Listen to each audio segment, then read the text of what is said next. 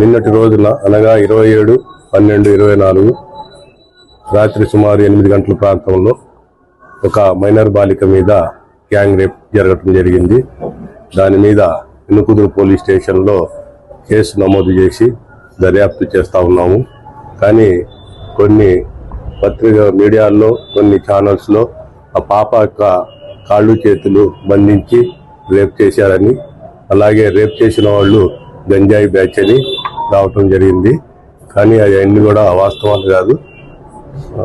రేపు జరిగిన మాట మాత్రం వాస్తవం. గ్యాంగ్ రేపు జరిగింది కాబట్టి త్వరలోనే ముద్దాయిని పట్టుకొని చట్టపరంగా వాళ్ళకి శిక్షలు పడేటట్టు చేస్తాం. కాలు చేతులు కాదని మీడియాలో వస్తుందన్నారు. పాపను ఎలా తీసుకెళ్లారని పాప కొద్దిగా షాక్ లో ఉందండి. మా ఉమ్మన్ ఎస్ఐ గారు కూడా విచారిస్తా ఉన్నారు. షాక్ లో ఉన్నది. మళ్ళీ డీటెయిల్ గా విచారిస్తాం. అమ్మాయి సుమారు 4 ఉండొచ్చని అనుకుంటున్నామండి. 4 మెంబర్స్. ప్రస్తుతానికి ఒక 2 అదుపులో తీసుకున్నామండి.